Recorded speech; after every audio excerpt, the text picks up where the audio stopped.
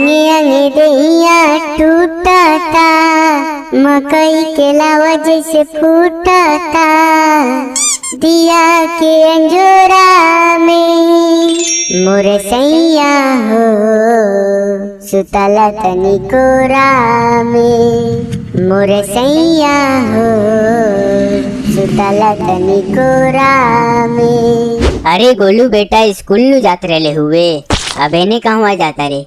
हमार छोड़ा, तू अपन बतावा कहवा जाता रहा? कौनो माल उल से मिले जाता रहा का? हाँ तोर चाची बोलेलस ये तनी मिले खतरा। अच्छा, मतलब चाची से मिले जाता रहा। हाँ तो जो भट भागी से छोकरी बात साला। अच्छा खासा लड़का के बिगाड़ दी अपना माल के बारे में बता के। अब आँख फाड़ के का देखा तारे? मरबे का? ये लड़का कभी ना सुधरी। रोज जाके सुत जाला दूरा, होला कहियो शौक नहीं पूरा, जरता जवनिया के लारा हो, लागता निकल जाई बहरा हो। का गुलुआ स्कूले ना बेले? अरे हम स्कूले कहाँ जाए वाला रानी है, वो तो हमार बाप जबरदस्ती खींच के ले जात रहला। अच्छा कैले हुए, वैसे भी आज कोनो पढ़ाई वढ़ाई ना होई तेहू घूमे नहीं जात रहे हुए अपना बाप के साथे। अरे हमरो बाप बहुते बड़ा हरामी बा, रात में बोलुए कि घुमाए ले जाई और ये बेरा ले टांग पसार के सुतल बा, साला जगौलो से नहीं खे जागत। देखो रे तोर पापा अवतरन, आवे देना कोनो डरे नहीं थोड़ी उनकरा से।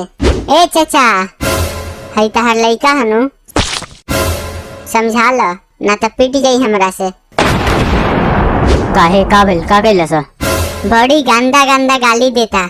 हाँ रे गाली दिले हुए? ना पापा, झूठ बोला था साला, कहता कि हमारा बाप एक नंबर के हरामी बा, कुत्ता बा, और यो बहुते गंदा गंदा गाली देला सा।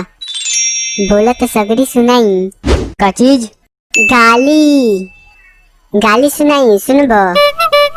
ना रहे दे ना, एक बार बोला ना तो सगरी सुनाई। ना कोनो जरूरत नहीं के। अरे रुक तोरा के बतावा तनी। ए चाचा और ही बताई का बोलत रहला? तोरा इतना काहे खराब लगा था? तोरा के थोड़ी गरिए नहीं है। अरे ते अपने बाप के गरिए ले हुए तो काहे गरिए बे? का हमरा के गाली देला सही? हाँ एकरा के घुमाए ना लेके गईला हनु, यही से गरियावत रहला तहरा के। अब बतावा केहू के बाप कितनो बड़ा कमीना होखो, कितनो हरामी होखो, केहू बाप के गरियावेला का? ना बाबू, बाप के तो केहू गाली ना देला। सीख कुछ एकरा से, कितना नीमन बात बोला था। तू ही बतावा चाचा, हमरे बाप इतना बड़ा हरामी बा, कुत्ता बा, दोगला बा। आज सवेरे सवेरे खींच के स्कूले ले जात रहला। हम एको बार बोलनी है कि हमार बाप ऐसन बा? एको बार हम अपना बाप के गरिए नहीं है। अरे बेटा हम तो बेकारे में तोरा के शरीफ लइका समझत रहनी है, ते तो हरामियों के बाप निकल ले। अरे चाचा अब इतना भी तारीफ मत करा हमार। तारीफ नहीं की करत हम, आज के बाद तोरा के एकरा साथे देख लेने नु तो टांग तोड़ के हाथ में पकड़ा देम।